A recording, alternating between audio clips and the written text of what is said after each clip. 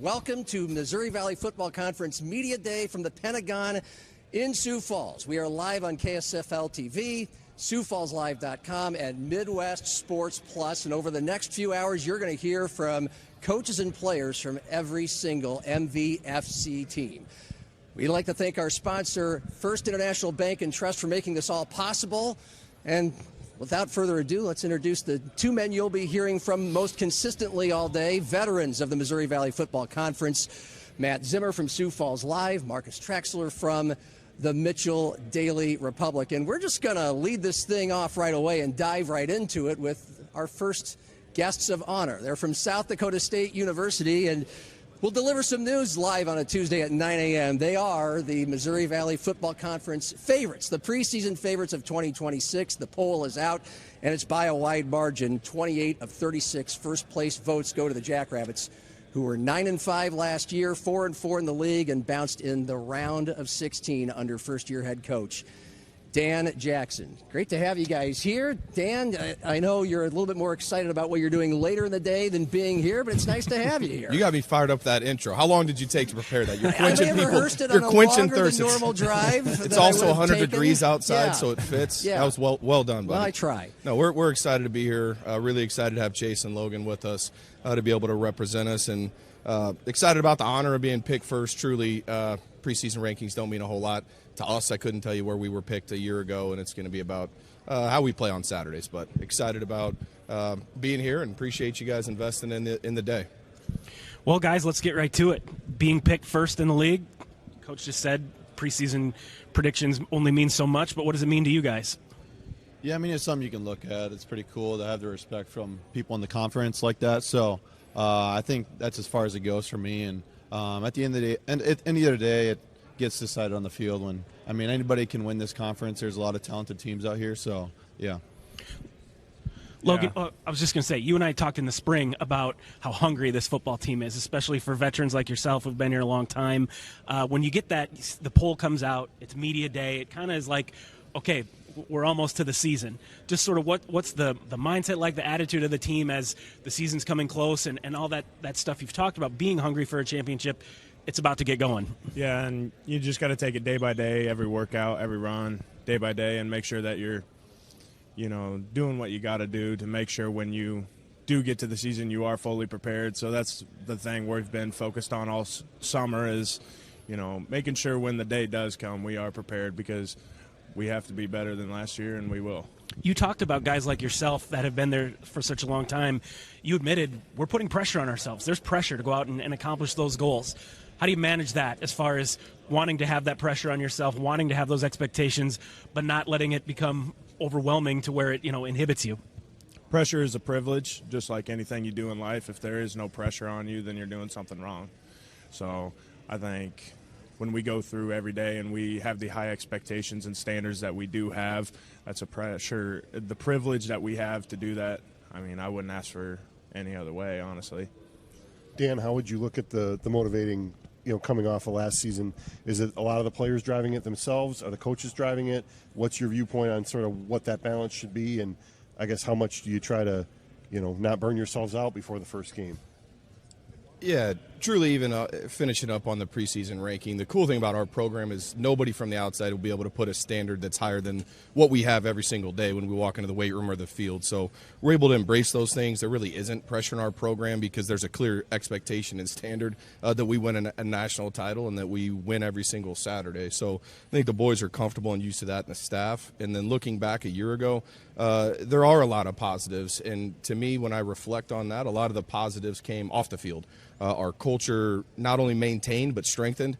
We became really close. We were a gritty, tough team. We fought through a lot of adversity, and that laid a foundation. But the truth of it is the football wasn't good enough, and we didn't coach well enough. We didn't play well enough, and there was some details on Saturdays that didn't look like South Dakota State football, and that's okay because we learned a lot from that, and now we can take what we have in the locker room and the brotherhood and the family and the connection, and then we are going to translate it on Saturday with how we play and execute with the discipline, physicalness, and connection that we play with. So we're excited. We won't run out of steam. I promise you that. There's plenty of motivation to go around, and truly there's a chip on the shoulder of every coach and player in the building. Chase, how's the summer gone? I mean, I know you guys are able to do a lot of kind of self-coaching workouts and stuff. Almost everybody's here, I know, at this point. Just how's the summer gone? How do you feel like the kind of progress you've made? Yeah, it's been super fun just being up there with the guys. I mean, we're the only people on campus pretty much. There's some basketball players and everything, but it's basically football guys up there all summer. So it's a good time to bond and like continue to build the culture, like Coach said. It's stronger than it's ever been. So I'm super pumped up for this year and the guys we have. It's a super good group. So you finally got a chance to be QB1 last year after a long wait, and you played very well, and then you got hurt. Obviously, we've gone over that ad nauseum, but how motivated are you? How driven are you for this year? Because obviously there's a lot at stake for you and the team.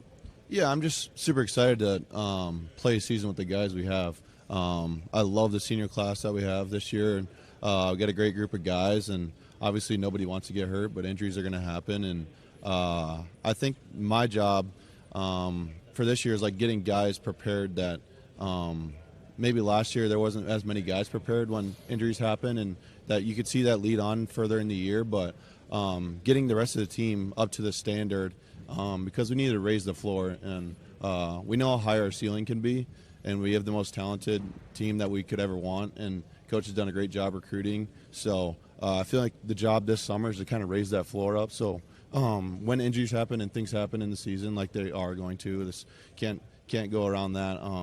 It's those guys that need to step up. There's going to be guys on the team that need to step up this year, and that's what the summer's for. It's been a great summer. Chase, you came into this program your first couple of years. You're watching a front seat view of Mark Gronowski leading the Jacks to a couple national championships.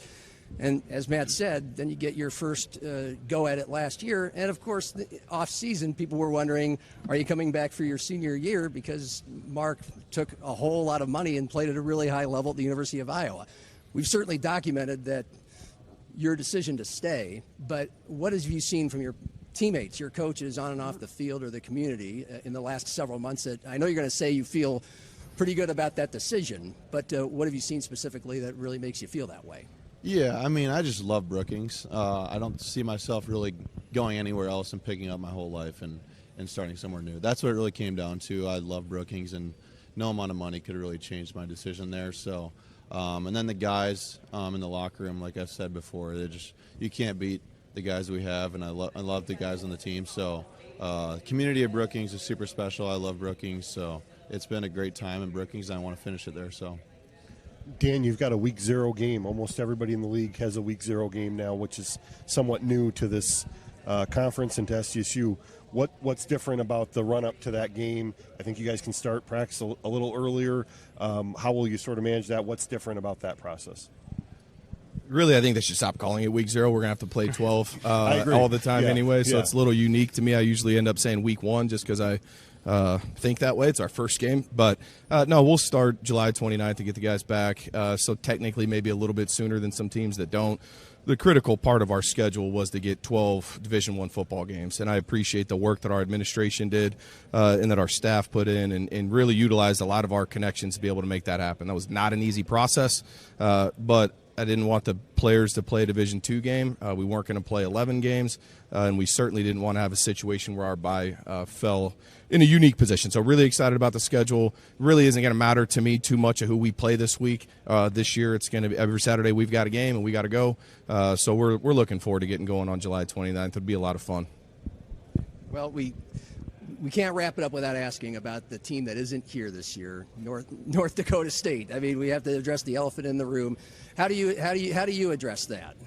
First, I appreciate, because last night I met with these guys and I talked to them about which questions they're going to get answered, and you've asked every one of them. So, predictable. Yeah, I'm just giving you a hard time. I would say 2 things. First, do we want to play that rivalry? Certainly. Would I love to play that game in the future? Certainly. Did we try to get that game on our schedule still this year? Definitely. But they made a decision. What I'm grateful for is the decision that we've made is we all want to play for a national title. Look at our conference. Look at the talent and the coaching and the depth of our conference. In a lot of ways, I think this is the best conference, one of the best in the country, certainly one of the best in our region, and I'm just grateful to be playing in that conference and have an opportunity to win a national title. That's something that I was not able to do as an assistant. These guys have one, but I know they want one for themselves. leading the team too. So it's a lot of fun, and it's motivating to be able to play for a national title. How long had you been practicing that answer?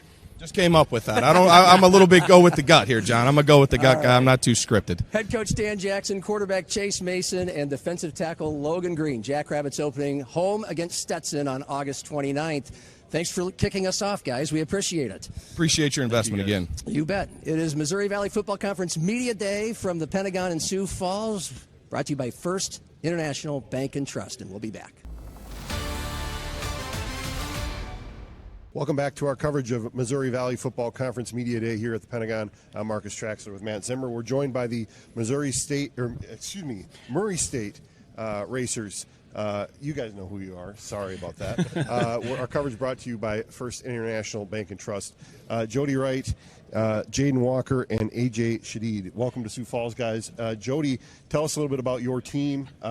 I can just tell by the two guys you brought here that physicality is going to be a point of emphasis here when you bring an offensive lineman and a defensive lineman. So tell us about what you're expecting here in 2026. Yeah, I think we've grown a lot in positive ways, and these two guys are examples of everything we want in our football program. Great young men to start with, but they work every day. They've both got bigger, faster, stronger since they've arrived on campus, and both of them are physical players that play football the right way, which you see a lot in this conference, and we know it's a line of scrimmage conference. And so, I feel like we've upgraded a lot of areas, specifically on the line of scrimmage with our offensive and defensive line. But I'm very excited. We guys worked really, really hard. Corey Sullivan, our strength coach, done an amazing job, and all our coaches. I think we had a good spring, carried on to a good summer. So, ready to get this season kicked off. Jody, how much does it feel like there's some momentum here? I mean, you knew when you took over this job what you were in for, but you really saw towards the end of last season, you got that league win. You really could see the improvement. How much can that carry into this year? Yeah, I don't know if I've ever been more proud of being associated with the team as I was last year because, you play in really great teams in this conference every week. A lot of them are top 10 and national championship contenders, like I say, every week, and our guys kept fighting. We had a lot of true freshmen last year. Felt like we got better each and every week, and to finish it off with a victory was very nice. And, I think just around town, our community, Dr. Patterson, our new president at Murray State, Nico Yanko, our athletic director, have done an amazing job. Nico's probably raised more money than any AD in the country, and we needed it. And, but it's a lot of positivity going on right now. We're getting new field turf, the Rudolph family field next year, so that's actually being laid down as we speak. Locker room additions, training room additions, weight room additions. So can't say enough about the administration support that's really trying to get us up. We know we play in the best conference in FCS football, and we're getting our standards up to where they need to be. So appreciate them. Guys, how much do you feel like there's a lot of momentum that you can carry from the end of last year into this year? I just feel great about it. Hold it up. I feel great about it. Like, we brought in a lot of new guys and stuff, and we bonded together as a team. Mm-hmm. So I feel great about going to next year. AJ, what do you think? I think the culture. This is my second year here. The culture is way better than it was last year, and it's way better than it was at the beginning of the summer. And so I think we just continue to recruit good dudes who work hard and guys that buy into the program, and we remove the guys that don't buy in. And so it's really good. We've been working hard all summer, so I feel like we're on the come up right now. Jody, looking at the schedule, you guys have 2 FBS games on there this year. Just your thoughts on scheduling those 2. Those aren't going to be easy. And just how much more difficult are those games to play in and potentially win with the transfer portal and the way the rosters change? Yeah, Oklahoma State, we got a lot of players from North Texas. They're going to be – Oklahoma State's a traditionally really great program. And it's tough. Middle Tennessee, it's been up there, top Conference USA team a lot. So, it's tough. But I tell people all the time, when you play in this conference, sometimes, there's a lot of – I would put the top teams in You're this already conference playing some against some top teams, 25 FBS teams any day of the week. And in this conference, the coaching so well, the players are smart, tough, disciplined. And so, you've got to bring that every week.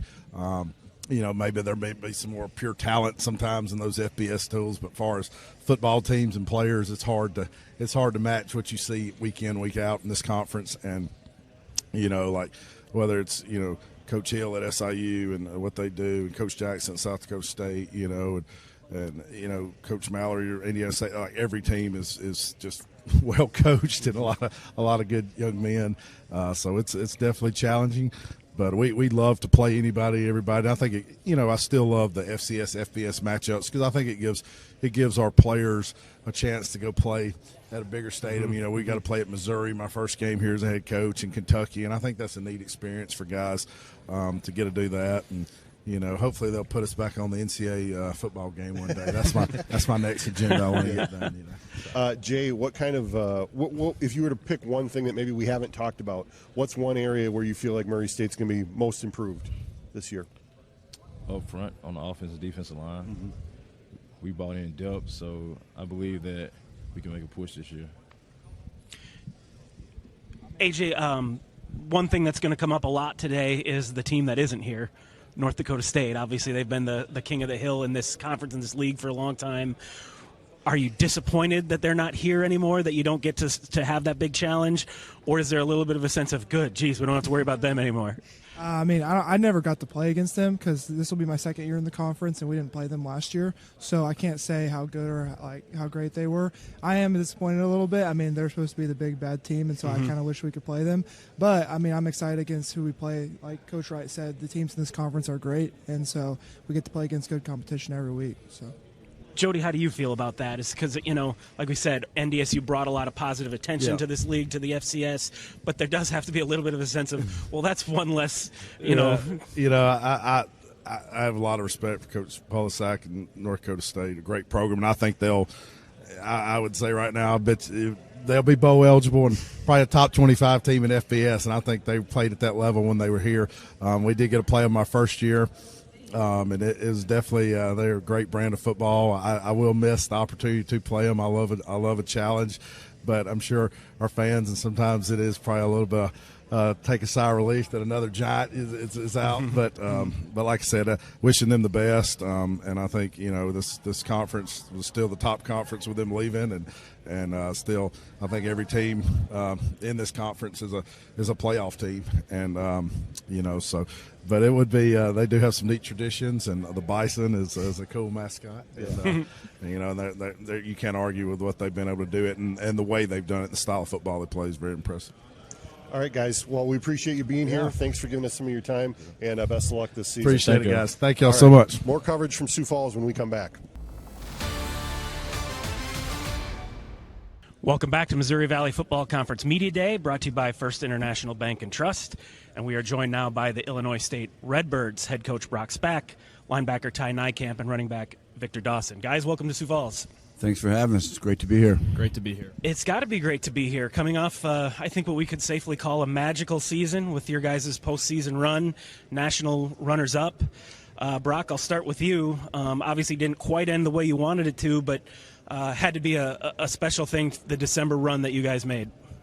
Yeah, we to win 4 on the road like that, and really tough opponents, and our players were really focused and locked in, and we had a really good run. I think the Valley schedule helps you with that, and I was told that a long time ago by a guy named Craig Bull when I first came in the league. He said, you're going to get in the playoffs, whatever. I think it's 2012, and your experience in our league will really help you, and it's true. He was absolutely right, and I know we've been 7 or 8 times now, so it's a great league, and it gets us ready for that. So it was a magical run. Players played really well. We all came together. We had a senior quarterback, had a lot of experience. As you know, that's a big deal, and we had a great run.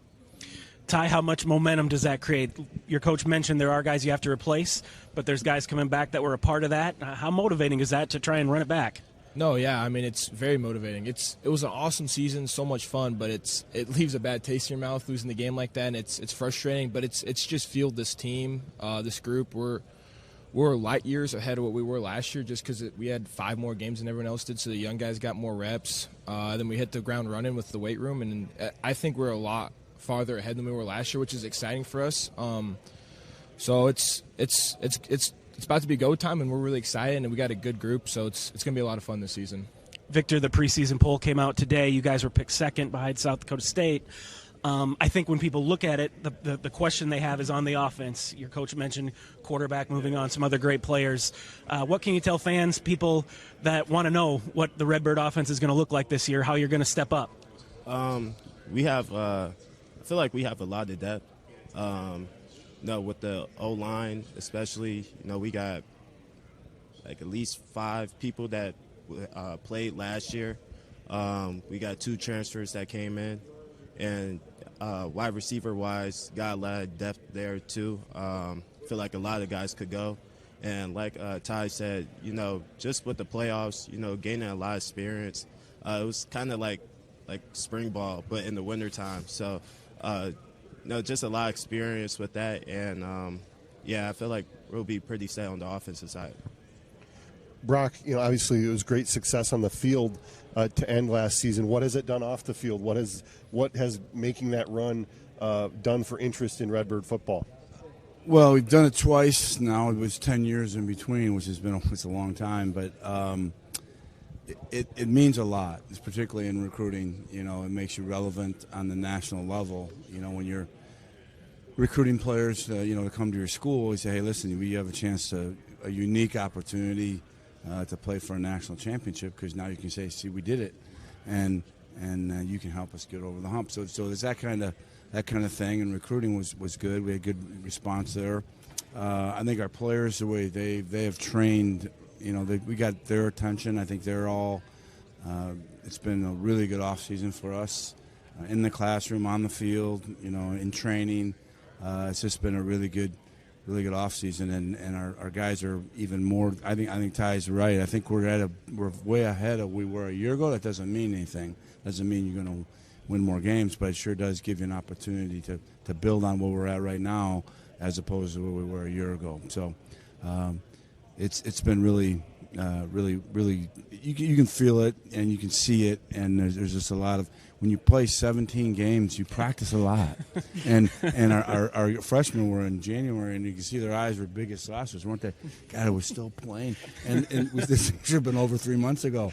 And they've been high school players, and now and that's what I noticed about when we got into spring practice. You got to kind of teach the younger guys how to practice, and they kind of need reminders of that, but they jumped right into it because we practiced so much last fall that they just jumped right into it. I didn't have to coach that up at all. So, that's really good. Coach, you mentioned that you've been there before to a national championship game. I'm just curious, what's the season like after that? How tough is it to get back to that point and, stacking good season after good season when you go on a magical run like you did to try and now restart from ground zero again in a way? Right. That's a really good question, and I think it's, you're going to have to, you become the hunted now, and we seem to be, people are excited to play us anyways. I don't know, we got something wrong with us. They get pretty excited to play us. But it's because you're good. That's why. I don't know.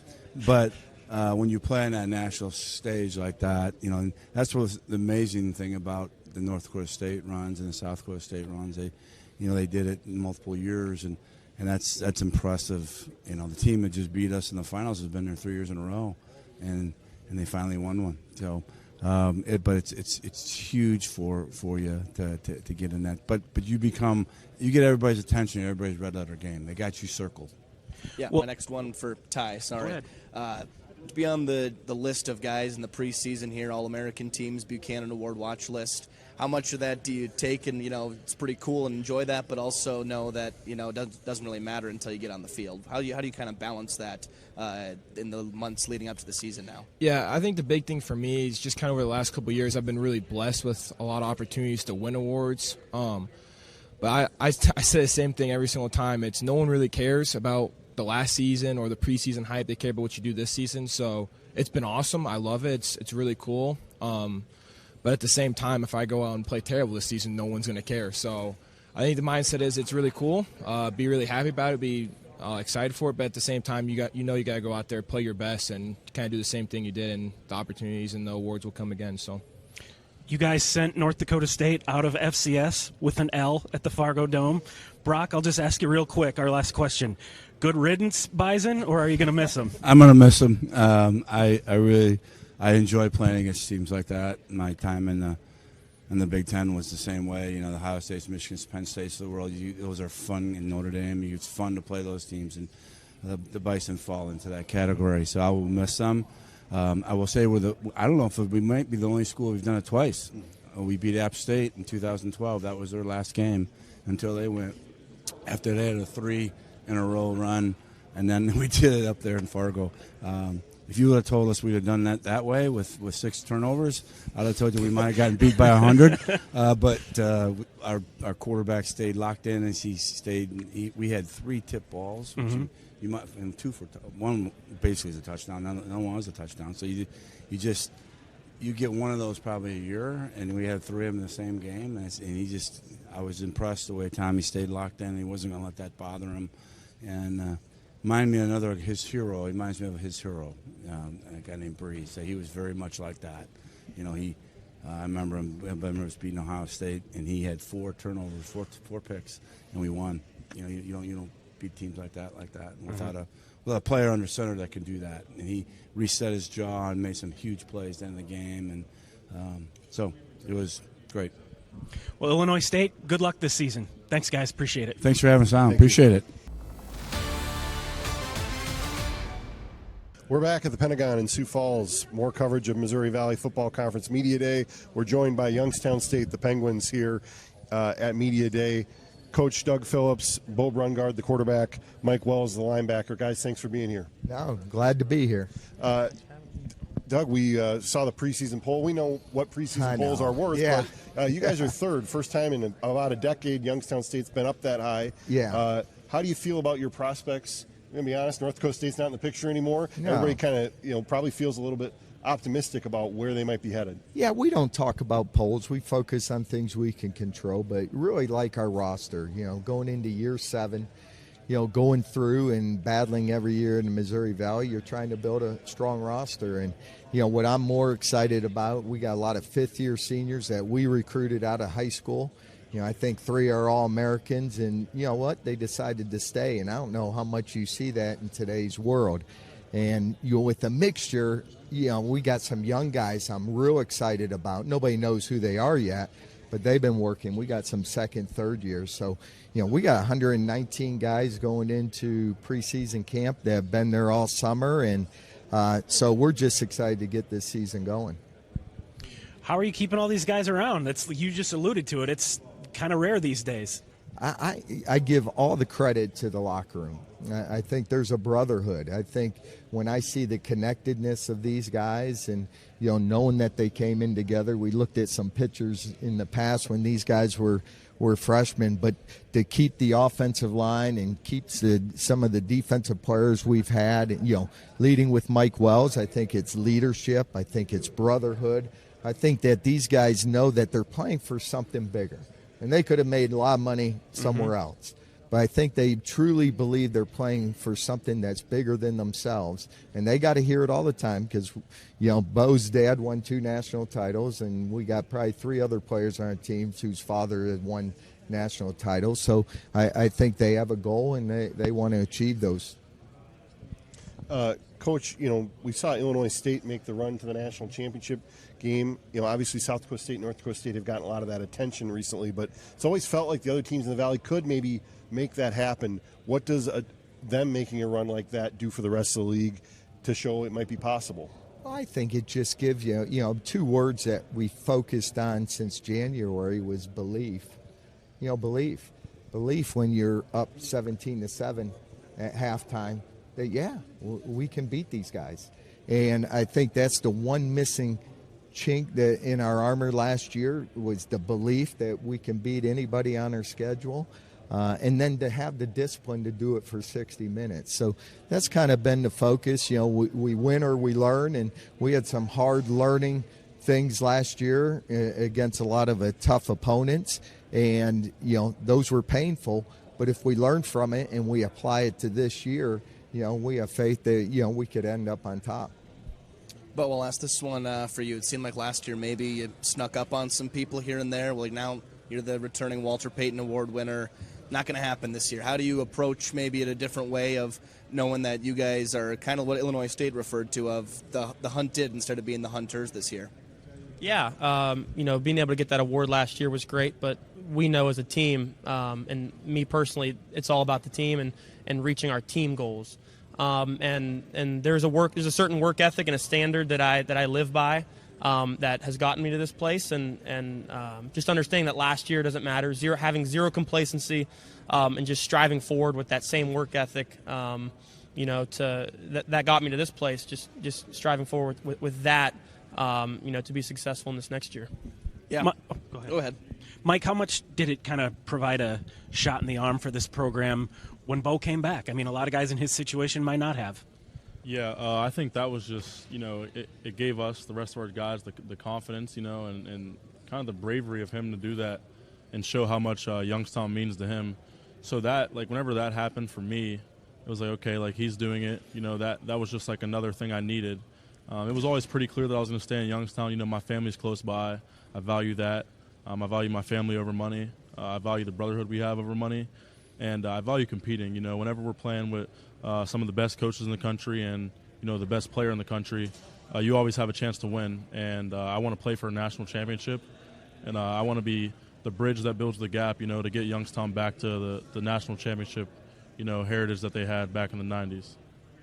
Coach, I'll go back to you. Last year, a nice season in the Missouri Valley, but still came up short against South Dakota State, UND, some of the top teams in the conference. How do you guys get over that hump now and, not just beat, the middle-level teams, but also, take down some of those top teams as well this upcoming season?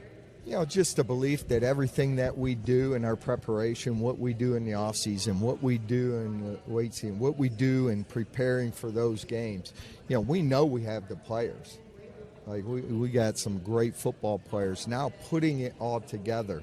And, last year, again, I sensed it. I sensed walking down the ramp, looking up, and it's 17-7, and it could have been really 24-7, and we had a penalty in the red zone right before half to really extend the lead. And then it's, when you do have a lead or you are being successful, that you got to play for all 60.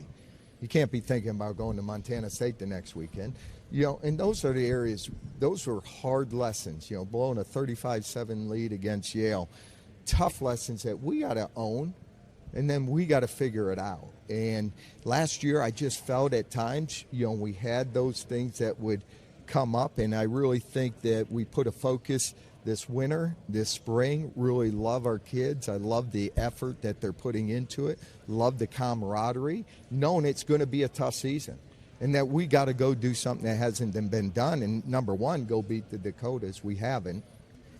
So we got to start checking things off. We put when I got there, and again, this is off the field, but we had a goal. When, I came in, it was a 2.9 average. We said one day we're going to have a 3.4. That was goal number one, a 3.4. Well, guess what? We're a 3.4 team average, one check mark. Now, guess what? We got to go we got to go win a Missouri Valley Football Conference championship. You do that, that puts you in position to go win a national championship. Guys, we've been asking a lot of the teams today, are you going to miss North Dakota State? Are you disappointed you don't get a chance to challenge them this year? Or is there a sense of, hey, that cracks the door open a little more? How do you look at that? No, we were disappointed we're not getting them this year. Having the opportunity to go to their place last year, just in front of that crowd in that environment. And I thought we played a great game, just too many errors, too many turnovers that really cost us. But, we feel like we had them. And then coming into this year, getting to get them on Halloween at home under the lights, we were excited for that. So, we're a little upset because we know what we're capable of. And that would have been awesome for us to go against them. But so we're definitely feeling a little disappointed we don't get to play them again. Yeah, I'd say I didn't really view it as the doors cracking open. Whenever I heard that and I seen that they were leaving, kind of thought back to what happened at their place, and it was just the couple mistakes that cost us to lose that game. But yeah, I just obviously want another shot at them. Never shy away from the competition. I think whenever you get the chance to play teams that are good with a good history, you should want to do that. So obviously them not being here, some people may view it as like a plus, but it's kind of a negative for us because, it's kind of like a bar to see where we're at. You know what I mean? So, obviously wanted to play him, but Coach always says you don't get second chances, so that's why you can't let the first one slip. Well, guys, good luck this season. Thanks so much. Youngstown State. Thanks for having us. Go Gwins. Go Gwins.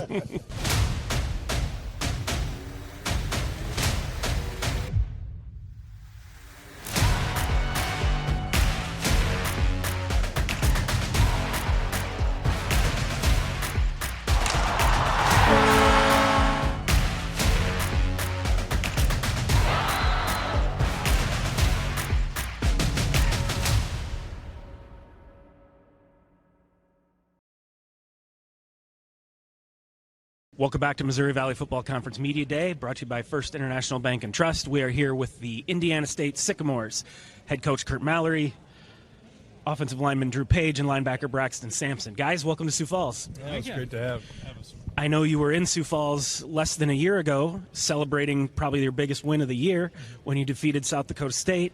We don't need to get straight into that, but just coming off of last year, having some momentum, I think, coming into this year. Everybody's optimistic before the season starts. Coach, I'll start with you. Just what are sort of the feelings about your team this year? Well, we've had access with them for the first time, which has been fabulous. And I think the one thing you really enjoy is getting around your players. Mm-hmm. And every year the personality changes. And really love this team. Like how they're coming together. And just anxious to get started in a week and a half. Drew, how's the summer going with you guys? It's been really good. We brought back a lot of our O-linemen, and we were a really young team last year. Started a lot of guys that were, either their first year starting or second year. So we brought in a lot of guys that were, brought back a lot of guys that are really hungry to kind of get going and get back on the field.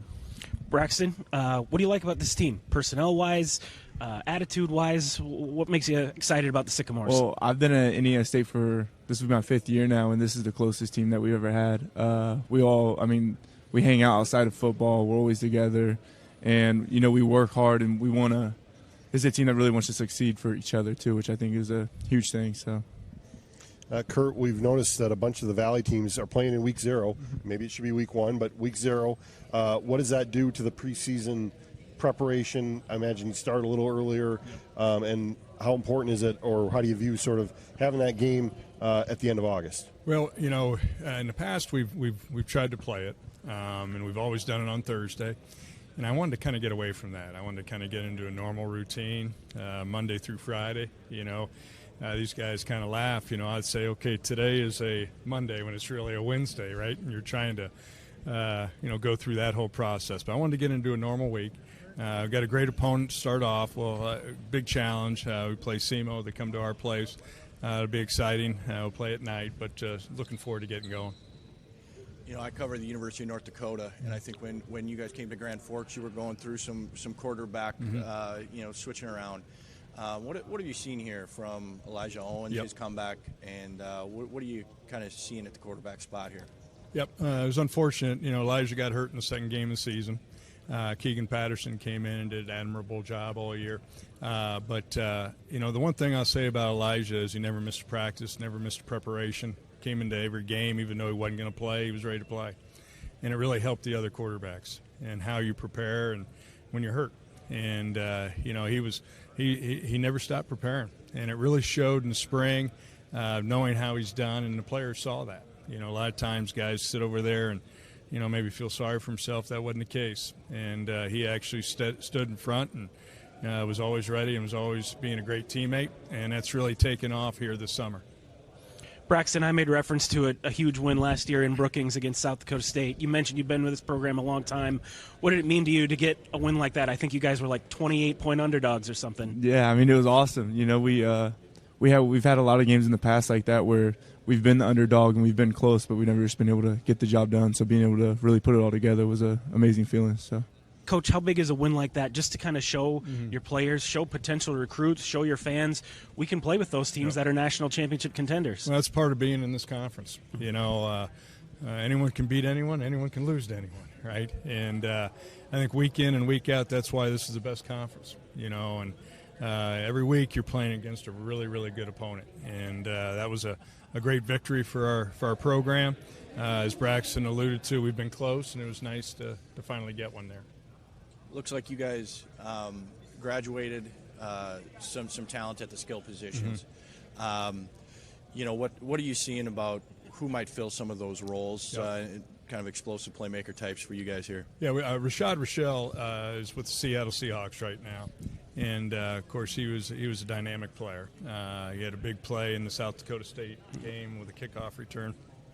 But you know, you're seeing that group really come together as a whole. You know, and Rashad was probably the leader. You know, and the statistics wise, but now you're seeing guys like Keyshawn Singleton step up. You're seeing guys like B.J. Weist step up, guys that have been in the program, waited their opportunity. And then we got a group of guys, I think you can play 9, 10 of them and go in there at any time. And it's really helped our quarterback situation too. When you got talent, I really like our tight end position. So when we're throwing the ball, we got targets to throw to. Drew, we've been asking everybody today, North Dakota State, good riddance, or are you going to miss them? I'm going to miss them because I never got to play in the Fargo Dome. But, I mean, they're a very good team. And it'll be very interesting to see how well they do moving up. I know last year we had a really good game against them with a 3-hour delay in the middle because of some that's rain. right. I forgot about that. But it was a good game, and, you know, they're very talented. And, you know, some of those guys, I know some of the guys on the staff, and they're great coaches, and the players are even better. So, you know, it'll be sad to see a team like that leave because they've been so good for the Valley, right? But you know, now it kind of opens stuff up. You know what I mean? Because the Valley's always great, and there's always good teams. But you know, when one good team leaves, another one steps up. So. Well, guys, I think that's all we got. But good luck this season. We appreciate it. All right, thank you very much. much. We'll be back after this. We've got the North Dakota Fighting Hawks in the building here. Guys, welcome to Sioux Falls. Coach Eric Schmidt, Jerry Kaminsky, the quarterback, Lance Rucker, a linebacker. Guys, tell us a little bit about your team and maybe talk with Coach Schmidt. What is the pulse of this team? You guys have been pretty consistently in the mix in this league, but how do you feel sort of this team is shaping up for 2026? Yeah, thanks for having us, number one. Just really excited about the leadership of our team. Obviously, the second year now with our staff in there, I think a lot of familiarity with the coaches, obviously being there before and hitting the ground running. But for these guys, you know, getting used to, 12 new position coaches, getting used to all the helpers and supporters that are coming in the building now. Just the relationships now that have been built, like so much stronger. Guys more comfortable as far as, what the daily process looks like, what the yearly calendar looks like. So excited about that. And then just how they've, taken our program and really ran with it. I've always said that being player-led is really important. The best teams are player-led, and the leadership that our older guys and these two guys to my left have showed has been really, really good. Lance, you were recognized here as a Buck Buchanan nominee.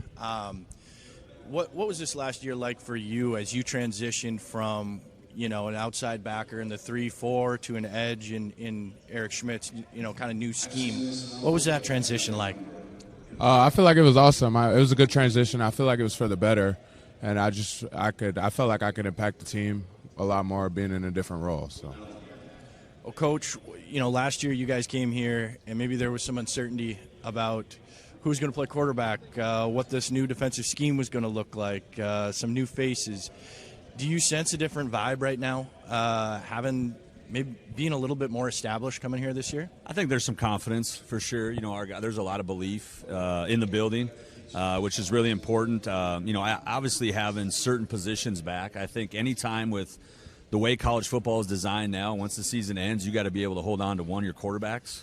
So feel really good about Jerry. Obviously, the second year that you go through something, I don't care what you do, first time job, first time you go to class, first time you go to college, like there's a learning curve, right? So I think everybody around him believes now when they're in the huddle, hey, this guy's been there, he's done it before, he's done it at a high level, and I think just throughout his entire process at UND, he continues to grow and get better and get better. Obviously, a lot of people know about, he spent some time with the Mannings here, this summer. It's the top, 40 quarterbacks in college football, and he didn't miss a beat, to go down there and compete with those guys. I know it's not in a game situation, but there's a lot of good players and a lot of talent out there. So for Jerry to get hot and go win that thing was awesome, right? And then I think just defensively, there's certain positions I think that, you want to be a championship defense, you got to be good at, and the edge position is really important. And what Ruck's done to disrupt quarterbacks, broke our sack record here a year ago, and then the guy opposite of him, Caden Vig, who's on some preseason teams too as well. I think there's certain spots where you got to be established and be good if you want to be a championship football team. We were able to keep Jerry, keep our quarterback room intact, keep our offensive line room intact, which is really, really important, and then also some key players on defense too as well. Well, Jerry, I wanted to ask you about the quarterbacks throughout this conference. There's a lot of good ones. There's Chase Mason, DJ Williams, Bo Brungard, yourself. You're certainly in that discussion. I'm curious if there's sort of I'm sure after the game you're shaking hands with the opposing quarterback. You guys, is there a little bit of a camaraderie amongst quarterbacks in this league, or I don't know if competition is the word, but you're kind of driven by that team's quarterback's great, I want to be great too? Yeah, there's a certain respect for those guys you definitely have going out there competing and, watching them on film. I mean, those are all great quarterbacks like you mentioned, and it's more of a respect thing when you see those guys and get to be around them. It's awesome, and those dudes are great dudes, but then there's a lot of competition in our own quarterback room back at UND. I mean, we got 3 other great dudes in there. It's a great room with Javance, Jack, and Brooks. I mean, every day is a competition in there, whether we're on the field, in the classroom, in the weight room. We're competing a lot. So it's a little bit of a difference there, but it's awesome. Eric, just looking at your schedule, I think you have a Thursday night opener in week 0, so that's as early as you can start it up. What's your thought on having a week 0 game? Basically everybody in the league has a week 0 game this year, and what does that do for the preparation? I imagine you start a little earlier. What are your thoughts on the league sort of embracing that? Yeah, one I'm a huge proponent of it. I think starting earlier, getting the season done earlier, there's no reason that, especially with everything that happens at the end of the season with, championship games, portal, trying to get kids into school, like college football has always been New Year's Day-ish kind of, hey, we're getting over, I think it makes sense for these guys, as far as their schedules go too as well. So I think we're trending that way. Next year week 0 is going to be week 1, and we're off and running. So we start here at the end of July. Our guys are ready to go. I think you get to a certain point, end of July, early August, you're tired of running gassers and and bending iron and doing all that stuff, and it's time to put the helmet and the shoulder pads back on and get back to playing football. And I'm excited about it. Obviously the Thursday game is a little bit it helps you come in a little bit earlier, but we start school that Tuesday, so there'll be a really good vibe on campus. Our place will be rocking. It'll be a lot of fun in the tailgate and in the arena. So got a good opponent coming in. I mean, Long Island's picked to win their league this year. They went to Eastern Michigan and won. So anytime you're playing somebody good, it gets your attention, too as well. And we want to play in those non-conference games. Those games, for playoffs and things like that, and just making sure your strength of schedule in your league, you got to be, playing good people in August and September too as well. Guys, in the last couple of years, the rivalry with North Dakota State obviously became even more fierce as you guys leveled up in that rivalry. How much are you going to miss it? I'm going to personally miss it a lot, but, I mean, it's on to new things this year. We're ready to attack the Missouri Valley this year and kind of, feel some new rivalries and make some other games just as exciting and even more exciting. So we're looking forward to that as well. I think we'll see him again eventually, but, I mean, we still have other opponents we have to focus on too. So. Yeah, I mean, growing up in the state obviously was something that throughout time, right, was always really competitive and was good for the state. I think now the cool thing about it still it puts a lot more emphasis on all the Dakota games, right? Yep. Now between South Dakota State and South Dakota and North Dakota, like those are still where all the recruiting battles are. That's where the kids who grow up geographically in this area, those are the schools that they know, that they watch, every single weekend. So yeah, I just think it puts some added emphasis now into those other 2 Dakota games that we'll play this year. Lance, coming off a record-setting season, what did you approach this offseason hoping to? What were your goals or focuses in terms of coming back and having a strong final season? A lot of my goals this year were just focusing on giving back to the younger guys, just giving back the techniques and things I learned from my time being here, and just giving back to the young guys and teaching them how they can be better and teaching them how I learned and different stuff like that. And, Coach, as you guys look to the defense here, you got a hole to fill kind of at linebacker and at safety as you lose Malachi McNeil and Zach Lewis. What are you seeing from the guys that might have to replace those two? Great question. I think, there's some guys in there that maybe have a little bit more of a traditional trajectory. They've been in our program for 3 or 4 years, have kind of waited their turn. Malachi played early in his career, so when you're, a freshman starter and you come in right behind that guy, it's hard sometimes, right? When he's established as a young player there, you're kind of playing behind him your entire career. So we feel like we got some guys who have played a lot of special teams, been backups, and now they're ready to evolve into starters, which, a lot of times, throughout college football, when you were at an elite program, you had to wait your turn, right? You didn't show up and play right away. That's probably changed a little bit now just with the landscape. So I feel good about, hey, guys who know the system, they're going to be in the right place at the right time. It's not a huge learning curve for them or anything like that. And then I think at safety and then really overall with our team, building depth. I think anytime you look at our league and just, how competitive it is, how physical it is, the teams usually that are the deepest are the teams who are going to, have ultimately the best chance to be able to win the league late in the year. They are the North Dakota Fighting Hawks. Guys, good luck this season. Thanks for joining us. We'll be back with more coverage of Missouri Valley Football Conference Media Day after this. Welcome back to our coverage of Missouri Valley Football Conference Media Day here in Sioux Falls at the Sanford Pentagon. I'm Marcus Traxler with Matt Zimmer, Trey Houschen joining us here to talk to the University of South Dakota Coyotes. Matt Vitsum, the new head coach, joined here by Nathan LePerry on the defensive line and Tyson Bowes, wide receiver. Guys, thanks for being here. We'll start with the new coach. First time running the show for the Coyotes here on Media Day. You got the nice suit. That's a good start. Tell us about just since you took over in the winter and this run up to the season. I'm sure there's been a lot of excitement to sort of be in control and lead this group. What do you feel like is maybe a theme or two of the Coyotes so far in 2026? Yeah, I think the biggest thing, obviously third head coach and 3 media days, right? Yeah. I think these guys, this is such a credit to these guys of the success that we've kind of built and sustained over the past 3 to 4 seasons. It isn't about me. It isn't about one head coach. It isn't about one quarterback. Just super impressed with the resilience of these guys and the way they buy into the process every single day.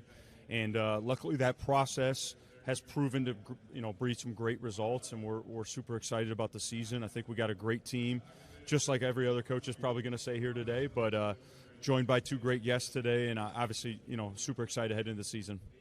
Tyson, we talked at the end of spring ball about a new coach coming in and, promoting from within, so it wasn't a huge change, but certainly there seemed to be a sense that spring ball went really well. There was a lot of enthusiasm, a lot of excitement, sort of a feeling that we're going to be okay.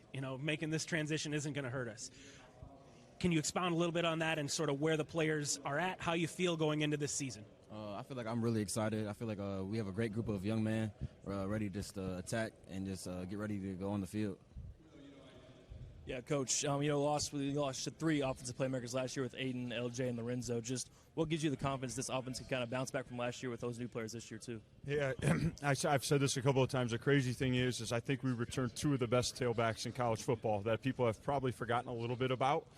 Charles Pierre obviously will be that kind of workhorse, and then Keandre Jones-Loden. I'm super excited about his development to become a little bit more of an every down tailback. So to bring those 2 guys back is a great security blanket to obviously break in a new quarterback. And then I think we bring back a tremendous group of wide receivers, a collection of guys, maybe not that one premier guy that we've talked about.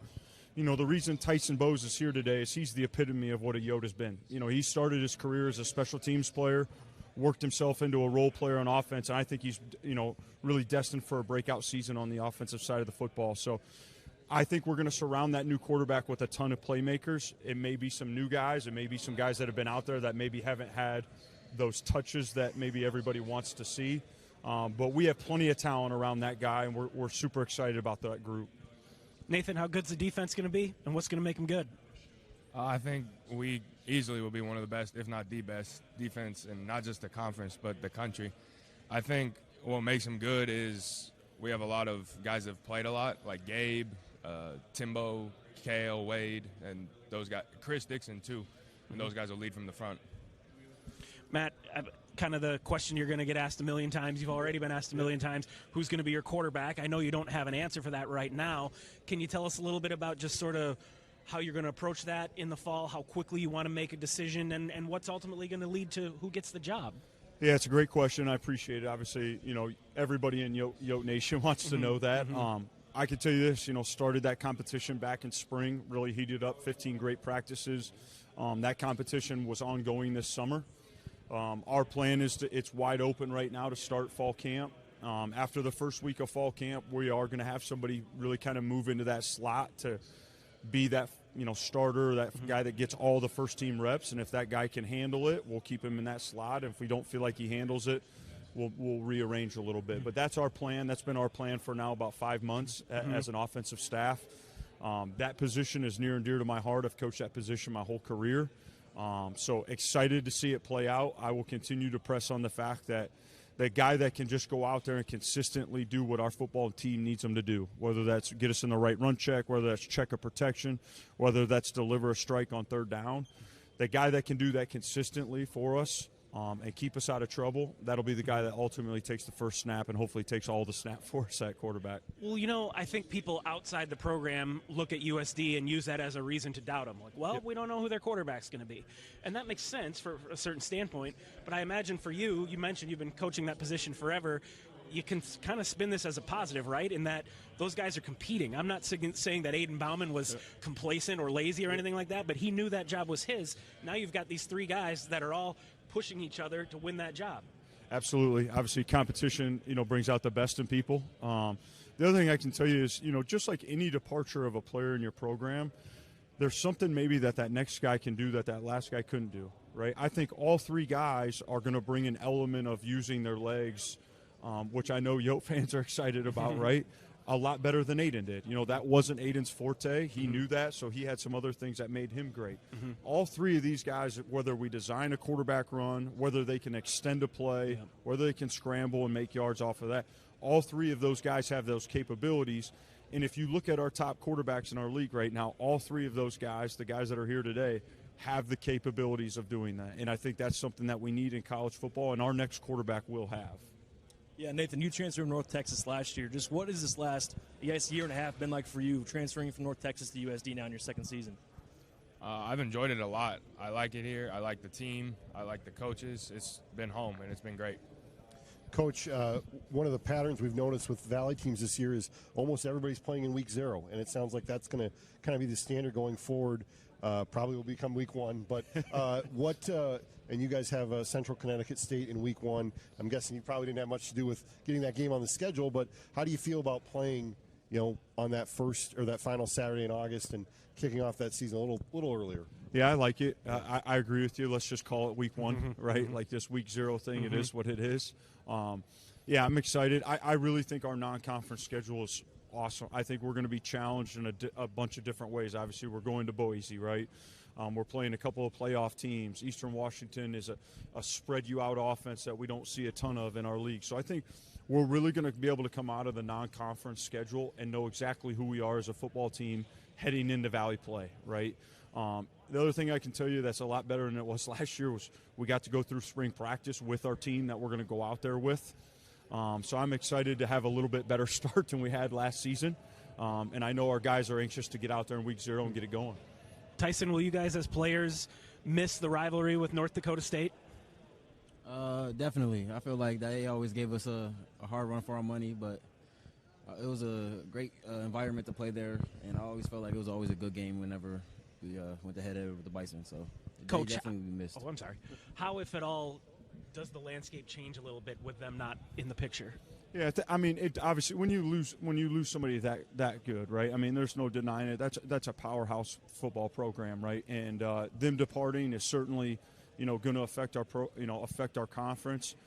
And I know this may sound cliche, but it's about the people in the league, right? And that's our focus. We're focused on ourselves and who's ever in front of us that week. It just so happens they're not in front of us. We've had some really good, if you look in the past 3 to 4 years, there's been some really good battles with those guys. And it's really brought out the best, even when they beat us pretty handily last year, that changed the trajectory of our season. Right. After that, we had to take a deep look into the mirror of who we are and what we want to be. And honestly, that rear kicking really helped us. You know what I mean? So it's going to be a different landscape. It is what it is. But we're focused on the teams in this league, and we still are the premier football league in this country. All right, guys, I think that's where we'll leave it for now. We appreciate you being here. More coverage of Missouri Valley Football Conference Media Day right after this. Welcome back to Missouri Valley Football Conference Media Day, brought to you by First International Bank and Trust. I'm Matt Zimmer, joined by the Northern Iowa Panthers head coach Todd Stepsis, quarterback Jackson Daly, and linebacker John Powers. Guys, welcome to Sioux Falls. Thanks for having us. Yeah, thanks for I mean, we got to start with Jackson, longest drive winner, I'm told, yesterday at the Players Golf thing. 319? Yeah, it took all the way up until the last shot, but when it came down to it, we got one out there. So that time in the weight room's paying off then, Yeah, I guess. shout out Jeff Jones for that one. How's your short game? Working on it. Yeah, for sure, definitely working on that one. Coach, year 2 for you with the Panthers. Just talk a little bit about what you feel like you learned in year 1, what you guys accomplished in year 1, and how you can take that into year 2. Yeah, kind of like Jackson's short game, work in progress. Mm-hmm. Every day is a new challenge, an opportunity for us to grow together as a team, to get better, to find our new best, and we're just really grateful for the group that we have. I think I always like to use the first-year teacher analogy. When you step into a program for that first time, you're kind of going by the seat of your pants. You're making the plans as you go. You're solving the problems as you go. And now year 2, you're aware of maybe some of the things you need to overcome, and you have a better plan on how to do that. Mm-hmm. And then with the team too, it feels like we know them better.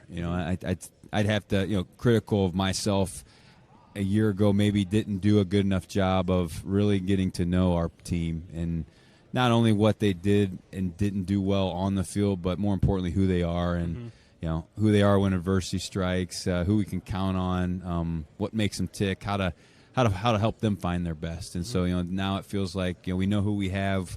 We're really grateful for our leaders, with these two guys being at the top of that ladder, and excited for the season to come. John, if you can, talk about sort of that same process from the player's perspective. It's now year 2 under Todd. Do you have a better idea of what the coaches expect, of sort of what the schemes are, and just what the temperature of the team is going to be? Yeah, obviously the first year was a big change. A lot of new faces, a lot of new people to meet, and a brand new system. I think that was probably the hardest adjustment for me, was just getting a whole new scheme and taking coaching from a new coach. But now we're all on the same page, and there's a lot more player-led leadership where we know the scheme. We can tell the freshmen what's going on, what to expect, and what they need to do so that we can uphold a culture and standard and just continue to grow. Mm-hmm. Yeah, Jackson, obviously you were starting quarterback the last 4 games last year. Just kind of having those 4 games underneath your belt now. Just what are you looking forward to this season, starting from week 1 in your starting senior season? Yeah, I'm looking forward to it. It was the last 4 games. Obviously we didn't finish the year necessarily how we wanted to, but kind of creating some momentum. We kind of hit some hot streaks here and there, but trying to put a whole game together, I think that's the biggest thing that we're focusing on. And like you said, it all starts week 1. Like you can't win every game if you don't win the first one. So it doesn't matter looking forward into the season, just kind of doing everything to prepare for the first game the best we can. Todd, this program obviously has a really great history and tradition in FCS, but it's been a while since it's had that kind of success. Does that become part of your recruiting message, part of your mantra for motivating this team, is that this program has been a powerhouse before, you guys have a chance to take it back there?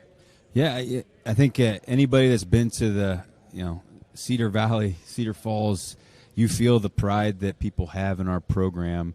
And even though the success hasn't happened on the field for a few years, people still really care about it. And so, when you think about what gives us juice, what our purpose is, we all have our individual things that get us out of bed when maybe we don't feel like it. But then I think everybody on our team, they want to be their best for the ones that did come before us. All of those Panther greats from those unbelievable teams that would go deep into the playoffs and win conference championships.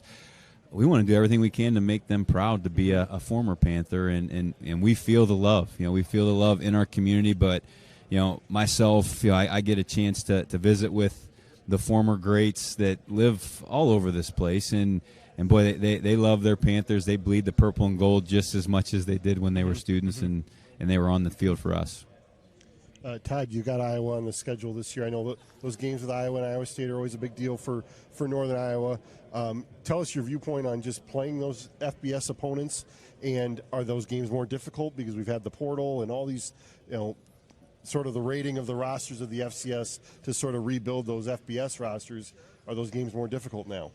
That's a great question. I think when we go into a game as an underdog, and it's still a 60-minute ball game. The rules are the same for everybody. The field's the same dimensions, regardless of where you go or who you play. There may be more fans in the stands, when you're playing up a level. But at the end of the day, you got to be able to execute. You got to be able to play really hard for the guy to the right and the left and in the front and behind you. And it doesn't matter who you're playing or what time of year or what the stakes are. And I think if your mentality stays consistent, if you're relentless in your pursuit and again, like you have that genuine value and care for the guys that you're out there with, whoever wants to play us, we're game and we're excited to be there. And I know, I'm personally excited about playing teams like Iowa, and then down the road we're going to play Iowa State. I think if you look at our next 5 FBS opponents these next 5 years, it's twice at Iowa and twice at Iowa State. Our state has a lot of pride in their football, their high school football, and we have a lot of Iowa guys on our team with the first ever state champ at Southeast Polk, at the helm, and another guy at Monterant down there in the Metro. And so, we got great football, we got great teams, and to be able to showcase that in our state going against an opponent that feels the same way is pretty special, too. It's great that they both play you. Yeah. There's situations where they don't want to have anything to do with that. Well, if we do it the right way, that might get to that point. So I think that at the end goal, we would love to be the team that I don't know if we necessarily want those guys anymore. But for the next 5 years, we're going to see them a couple times each. Guys, you go against each other in practice. Obviously, one of you being on offense, one of you on defense. So I want to ask you. You tell me about why your defense is going to be good. You tell me what you see from the Panthers' offense. I'll say defensively, just kind of the way the guys have bought in to the scheme, bought into each other. Like Johnny said, last year everybody was drinking water from a fire hose at the same time. But now, you got a guy like Johnny who's more knowledgeable in the system, and he's teaching the younger guys. He's meeting with the other guys. And when you do that, not only are you all on the same page, but also you build that chemistry where when Johnny's playing linebacker, he trusts the guy next to him to do what he's supposed to do so he can play his position to the best of his ability. So that was kind of a thing that I felt personally watching the defense, playing against the defense, is just all of them being on the same page, and the communication has picked up, and those guys in that sense. Mm-hmm. I'd say for the offense, I'd say the number one thing that we have is buy-in. We got 11 guys who are all bought in, and more specifically, the wide receiver room is really exciting. We got some guys back this year who are really dangerous out on the perimeter, and I'm super excited for them to come back. And it's been a really great spring seeing them run around. And I think that's going to cause a lot of trouble for some defenses in the fall. So, Well, guys, thanks for being here, and good luck this season. Yeah, we'll be back with more coverage of Missouri Valley Football Conference Media Day after this. We are joined now by the Southern Illinois Salukis, our last team of the day. Head coach Nick Hill, quarterback DJ Williams, and linebacker Chris Presto. Guys, welcome to Sioux Falls. Okay, appreciate it. It's been a good experience. We came up last year, was excited to get back. We always look forward to staying here when we play SDSU too. We were talking to some of the players and some of the coaches just about some of the activities they have for you guys. DJ, they were talking about you guys got to go on a golf outing. And all the teams were there, I guess? Yes. So was that friendly? Was it competitive? Get a little heated when you guys are golfing against each other? It wasn't too competitive with me. I'm not very good at golf. So we played the cool route. We played the just have the vibes, guys. That's what we were yesterday. But it got pretty competitive toward the end with the long shot. But it was just a good time to get around those other guys and just talk about some things other than football and just get to know those guys outside of the football field. Mm-hmm. Well, Chris, I know there's really no such thing as an off season. You're going all year round, but when you get to this time of year, you have media day, practice is starting in 2 or 3 weeks. Juices start to get flowing, starting to feel like, okay, it's about time, ready to strap it on.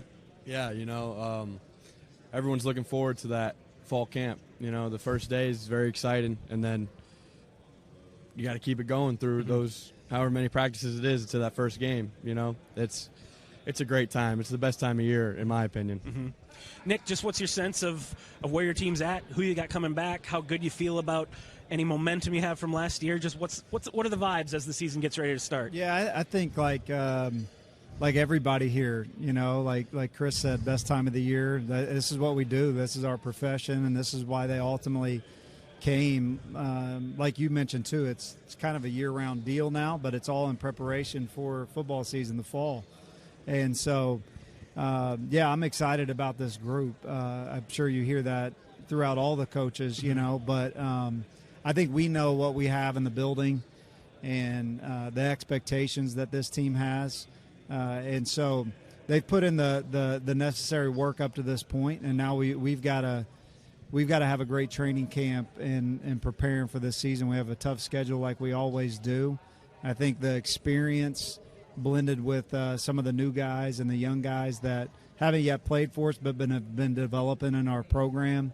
I think just the consistency of this team. Obviously, when you bring back your quarterback and those consistent pieces, Chris is going on 4 years now of playing for us, and a variety of guys. Vinny Pierre, which is Chris's high school teammate, is going on 4 years playing at safety, never redshirted.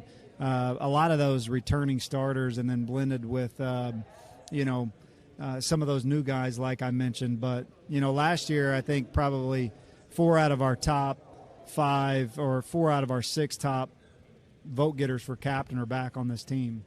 And so when it can be player-led like that, you know, coaches maybe leave for the summer. That's and I kind tell of them rare all the these time, days to like, have that, yeah. You guys have it, and as a coach you can kind of turn it off and not be worried because these guys are in control. It gives you a great chance to have a good year. Nick, what do you think about, we saw the preseason poll, and I know coaches always like to downplay the preseason poll, but 5 of the 9 teams in the league got a first-place vote. It seems like it could be relatively wide open. There's no North Dakota State in the picture this season. What is your view on how competitive this league is going to be this season? Yeah, I think going into year 11, I've learned that it's always so competitive. I think even the guys that aren't being talked about, I mean, are well coached. I think Jody's done a great job with Murray, and we went down there last year and played in a rain game, and there's just well-coached, disciplined teams. You know, Indiana State, Kurt does a great job. When you play Indiana State, you know it's going to be a detailed group and a tough game. And so, I mean, every game you have to come and play. You're going to see some teams slip up and get beat by, the preseason polls, you downplay it because I think you know that, like, we all probably believe the same thing, like we can go win that thing. Like, everybody votes, and heck, I think I gave it to our ops guy to put I don't know, 3, 4. I know this year, with this group, the expectations going into the season is I put us number 1, and I want those guys to feel that. If you go in kind of hesitant, hey, what are we going to say? We're going to be 3rd. You know what I mean? This group's got to believe, we want to bring a championship back, but it starts with a belief and a deep down conviction. No, we got to go do it. And then now with us all playing each other, we'll find out in the fall. We'll get our chance to go prove it against everybody. Guys, you got to like hearing that from your coach to say, hey, we're going to be number 1 in a league that obviously has some national contenders. How does this team – you're always good. You're always in the hunt. How do you take that next step to just get over the hump from perennial contender to in the national championship game? Details. We got to come out every week and focus on the details. The little things are we're going to separate the close losses to close wins, and those little wins to big wins and things of that nature. We got to just dial in on the details. We got to be a mature team week in and week out, knowing that it's a different game plan every week, but it's the same goal at hand. We got to go every week and win a week. We got to make sure that we're winning a week, and that's how we're gonna go through this season, man. We got to be able to just be detailed, not look forward to the next thing, not try to look forward to playoff time or look forward to rivalry week or anything of that nature. We can't skip any steps with this process. Got to go through it step by step, week by week, and put this thing together. And at the end of the season, we'll see where we land. And we're very confident that we'll end up where we want to be with the work that we put in.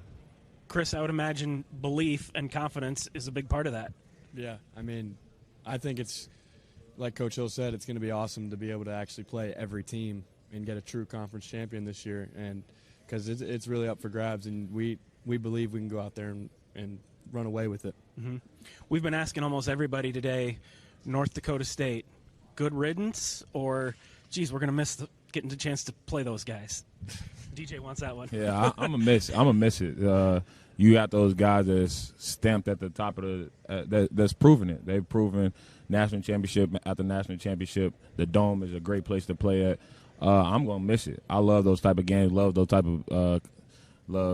of hills to battle that people think you can't win. Those games that people think is like no chance. I'm gonna miss those guys. But good luck to them in the Mountain West. Show them that great football is played everywhere, and not just at the FCS level. It's not just different in levels. Those guys are going to go up to the Mountain West, and I think they're going to do big things and just showing people that the FCS is the same level of football, if not just better. You just got to see deeper teams and stuff of that nature, but the talent is everywhere in this football thing. Sort of on that topic, Coach, you guys have an FBS game. I believe you play Illinois. Everybody in the league, I think, has a game. That hasn't always been the case. How do you view those games? How important are they? And are they more difficult to win, considering the transfer portal is becoming a bigger and bigger factor of moving some of that talent from FCS to FBS? Because it seems like it might be harder to win. Yeah, I would agree with that point, or we've got to go out and do it. We've won a few of them. One Power 4 conference. We beat Northwestern, in 2022, and then beat Northern Illinois in 23. And so, and then back in my playing days, we went to Indiana and won. So it's a game that, I'm sure all these guys feel and where they look forward to it, and but we go out on the field like prepared to go play well, like. We went to Purdue last year. We went on 2 scoring drives to start the game, and then battled them to the very end. And so, I think it's a thing that, I think now there's probably more pressure on them if they would, just the amount of resources, money that they've put in those rosters.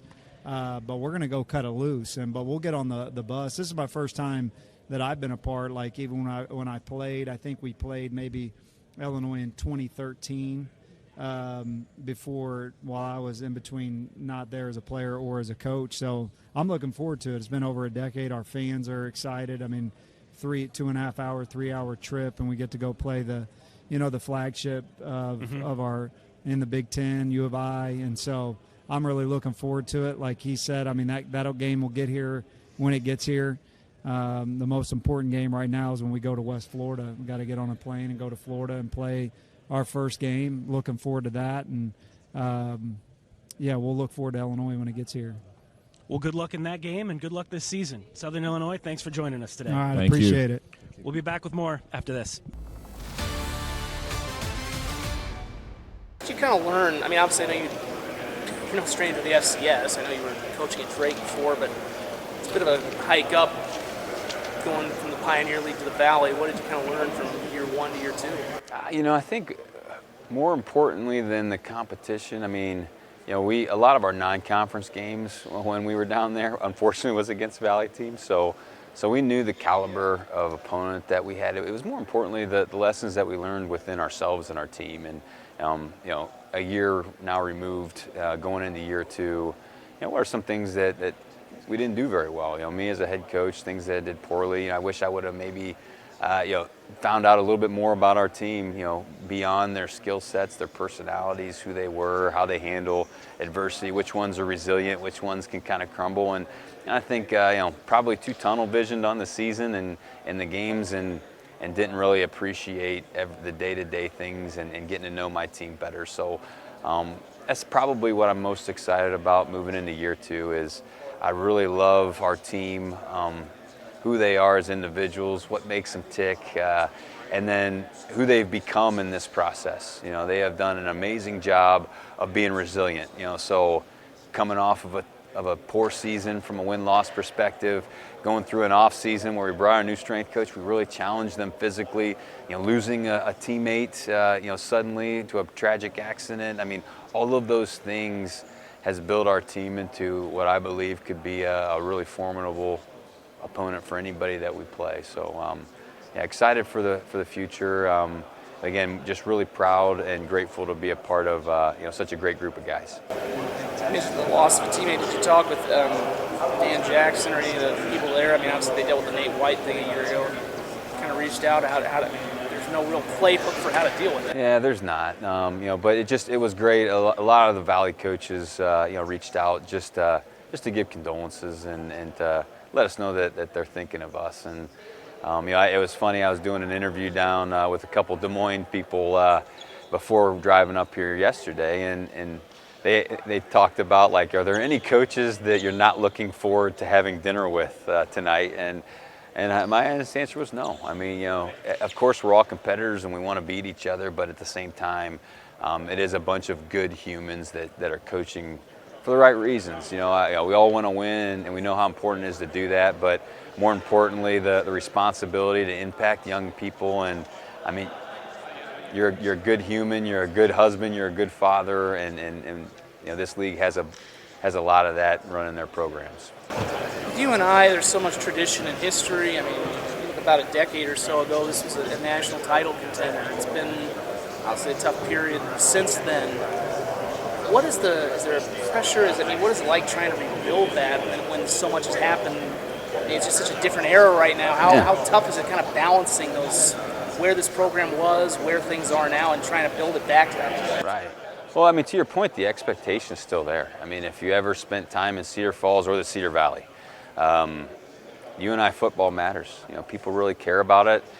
They talk about the glory days all the time, and they desperately wanted to give them back. So, yeah, there's pressure to get it back there, but I think that's a good thing. You know, I think a lot of people see pressure as a negative, and you know, it is a privilege. It's a positive, and so how you treat that, how you use that, you know, can either you know, make the coal stay a coal, or it can create a diamond. You know, and so that's what we see. Is it's a program that was great once before. We use that as purpose and fuel to get us going. And hey, how do we make the former Panthers, this community, proud of us, and how do we turn that back into a winner? And we know that is not a flip the switch kind of thing. That's a relentless, a detailed and consistent action that our team needs to buy into, and they have. And so that's where we're at. And again, our community is excited for round 2 of this journey. What do you think this year's team will look like on the field? You know, I mentioned relentless, detailed, consistent. You know, so you know, we call it best effort on our place. And you know, Coach Jeff Jones is our new strength coach.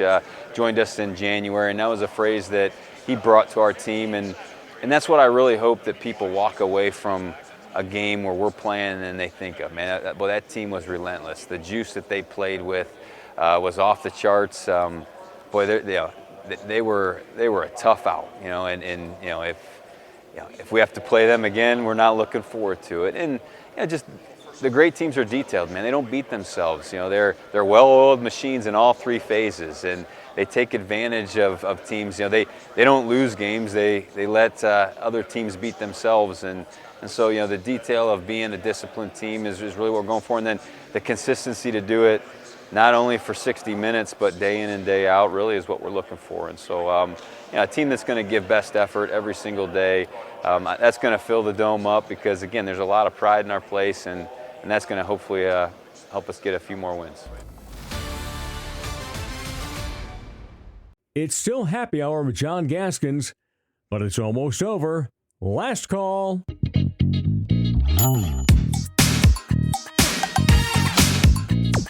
And there you have it. Every single player and coach from all 9 teams that were at Missouri Valley Football Conference Media Day. And you're still here, which is good news, because who doesn't love a bonus round? Our own Zach Borg of Midwest Sports Plus provided some one-on-one interviews. You can check out all of his material, a couple stories that are coming out of Media Day at Midwest Sports Plus. But we are going to play for you a chat he had with Victor Edwards, the second leading returning rusher coming back behind only Bo Brungard, the Walter Payton Award winner. That's a little bit later with the Illinois State running back. But first, here is Zach's chat with the second-year head coach at Northern Iowa, Todd Stepsis. You remember UNI, don't you? They used to be the titan of this league before North Dakota State took over. But Mark Farley, who was for years the dean of MVFC coaches, retired before age 60. After the 2022 season, the funds are not coming in. Northern Iowa has had a tough time keeping up with the Joneses in the arms race of Division I football, and Farley got sick and tired of NIL, etc.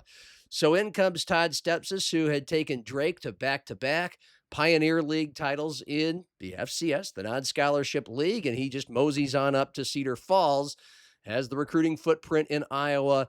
The Panthers, though, went 3-9 in his first season, just one win in the Mo Valley last year. So here is Zach with Stepsis. Did you kind of learn, I mean, obviously I know you're no stranger to the FCS. I know you were coaching at Drake before, but it's a bit of a hike up going from the Pioneer League to the Valley. What did you kind of learn from year one to year two? I think more importantly than the competition, I mean, a lot of our non-conference games when we were down there, unfortunately, was against Valley teams. So we knew the caliber of opponent that we had. It was more importantly the lessons that we learned within ourselves and our team. And a year now removed, going into year two, what are some things that we didn't do very well? Me as a head coach, things that I did poorly. I wish I would have maybe found out a little bit more about our team, beyond their skill sets, their personalities, who they were, how they handle adversity, which ones are resilient, which ones can kind of crumble. And I think, probably too tunnel visioned on the season and the games and didn't really appreciate the day-to-day things and getting to know my team better. So that's probably what I'm most excited about moving into year two is I really love our team, who they are as individuals, what makes them tick, and then who they've become in this process. They have done an amazing job of being resilient. So coming off of a poor season from a win-loss perspective, going through an off season where we brought our new strength coach, we really challenged them physically. Losing a teammate, suddenly to a tragic accident. I mean, all of those things has built our team into what I believe could be a really formidable opponent for anybody that we play. So excited for the future. Again, just really proud and grateful to be a part of such a great group of guys. I mean, the loss of a teammate. Did you talk with Dan Jackson or any of the people there? I mean, obviously they dealt with the Nate White thing a year ago.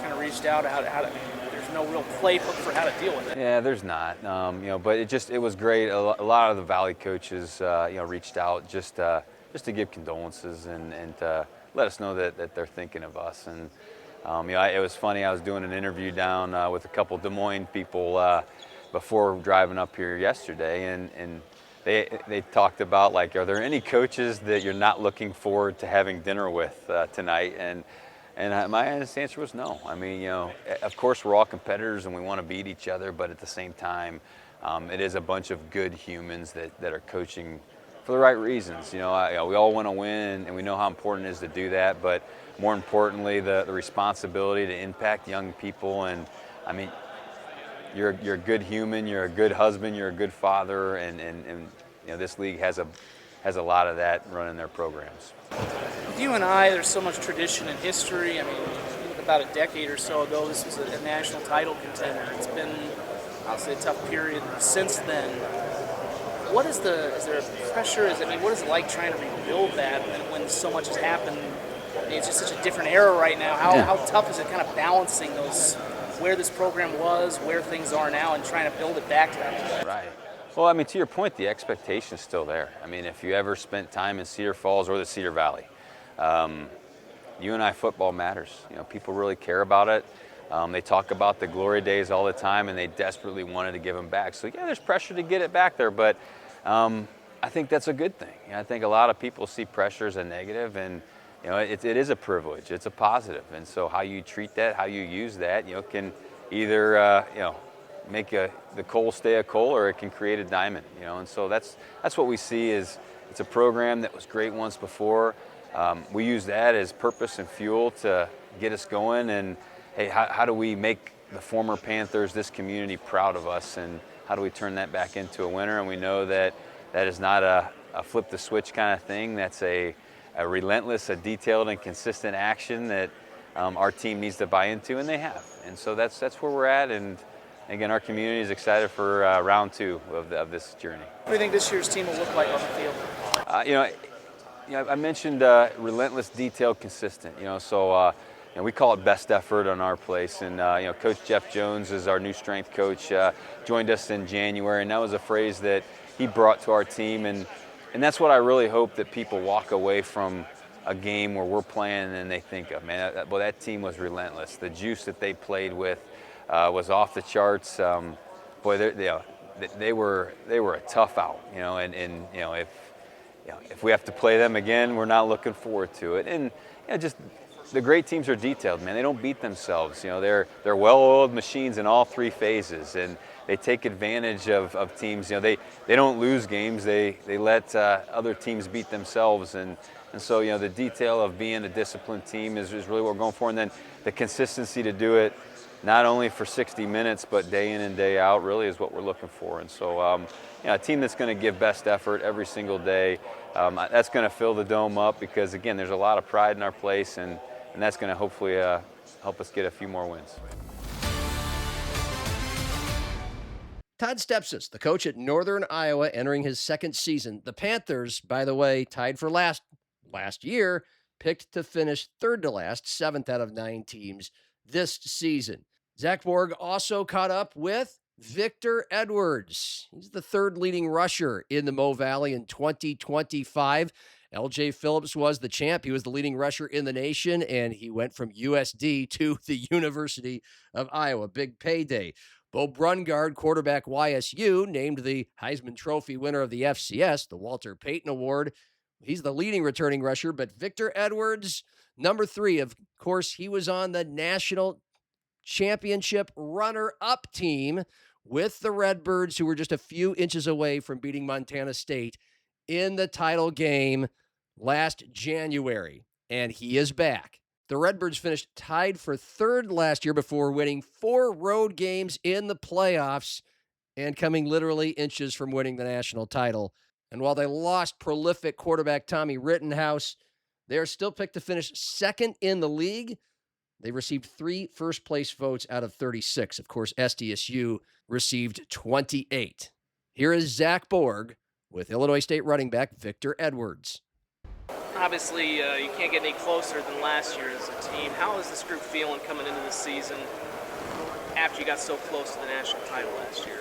I'd say, when you lose the national championship, or, even in that manner, it leaves a bad taste in your mouth. But with that, it leaves you hungry to, get back there and win it all. For this group, obviously, you certainly have a lot of guys. You lose some big pieces to this team, obviously, namely the quarterback. But how do you replace what he brought into the huddle and certainly fill his shoes coming back? You really try not to think about filling his shoes. Just play your own role. Because it's just how college football is now. Everybody is bringing in a new team. With new team comes new challenges. So just bring yourself and be authentic.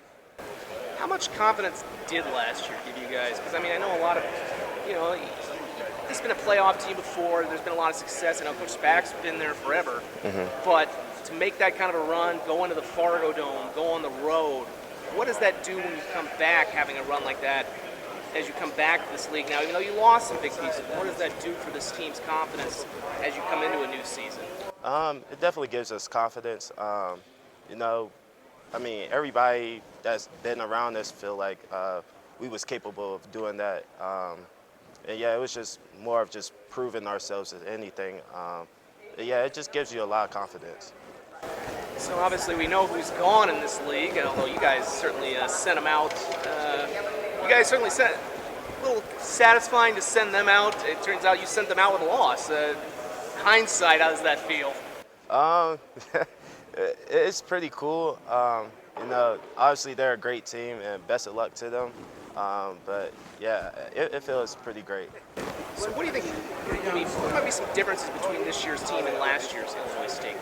I'll say, you know, me personally, I still have the mindset of like the underdogs, but you know, other people might not think that no more.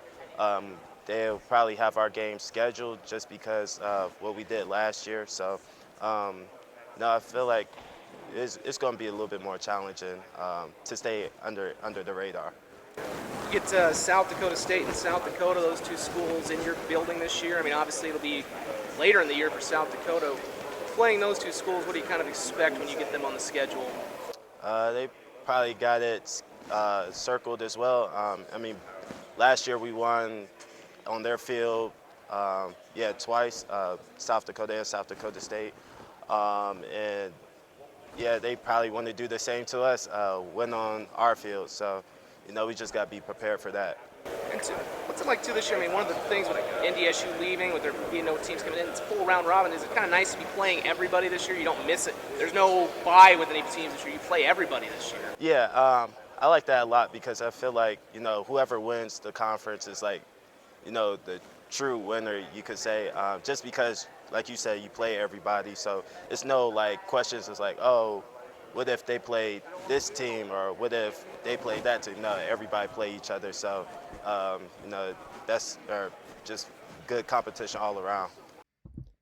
Illinois State running back Victor Edwards, health permitting, will play a major role in how the Missouri Valley Football Conference race unfolds in 2026. Big thanks to Zach Borg for those interviews. Again, you can find more of them and the stories he puts together at Midwest Sports Plus.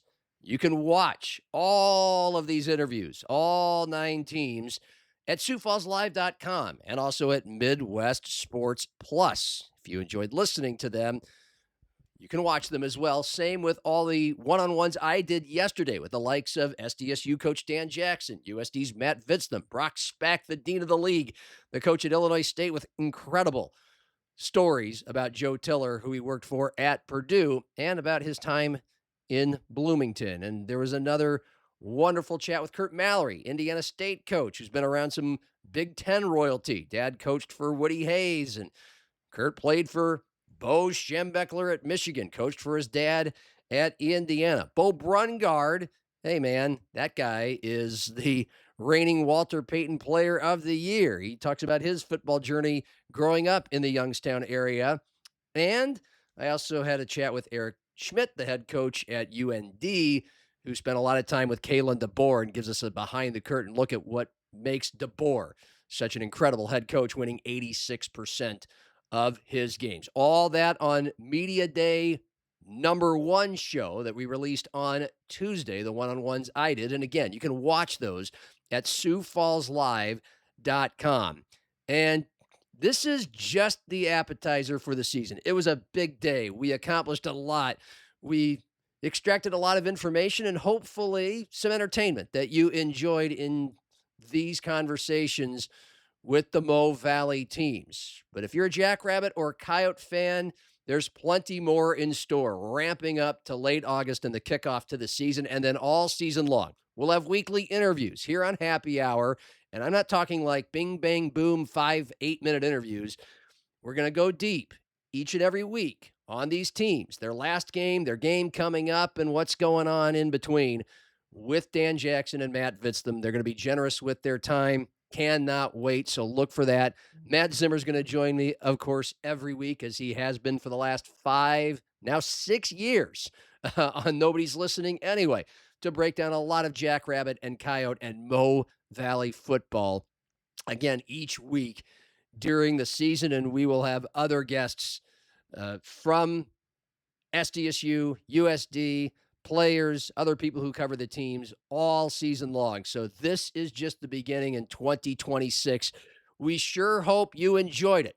And we seriously encourage you to subscribe to SiouxFallsLive.com, because even though most of you do, because you probably read a lot of Matt Zimmer's stuff about the Jacks and the Yotes, Trey Houchin's work covering the Coyotes specifically, Trent Singer with his high school and Division II, USF and Augie reporting. It's all there. It's the best and most in-depth coverage of local sports you get anywhere at any point. And it's also the place where you can watch all of these interviews that I do on Happy Hour. Again, SiouxFallsLive.com. For a low entry rate and a low monthly rate after the special rates, you're getting more than you're bargained for. And it's a must if you're a local sports fan. And it keeps us going so we can continue to do these stories and these programs. And again, Midwest Sports Plus, the app, the website, a lot of things you can watch on your television set, particularly those live high school football games that will only increase in volume coming into 2026. It was quite the venture in year number 1 with football, basketball, and baseball. Can't wait to give you more, and it's coming soon. For Zach Borg, for Matt Zimmer, for all the help we had, the whole crew that came down from Fargo, and our guys in Sioux Falls to make Media Day a grand slam here at Forum Communications. I'm John Gaskins. Happy hour. Matt Zimmer's back with me for our weekly chat. We'll talk about what he learned at Media Days and a lot more. The Canaries and the American Association All-Star break and the MLB All-Star game and the Twins and where they're sitting. And Justin Sell, a candidate for the Iowa State athletic director job? Yeah, we'll dig in on tomorrow's Happy Hour. Cheers.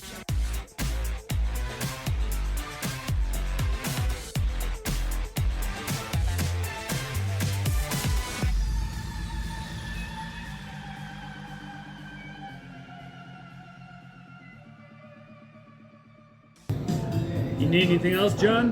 No, I think I'm good, Greg. I think I'm going to tap out. All right. Have a good night.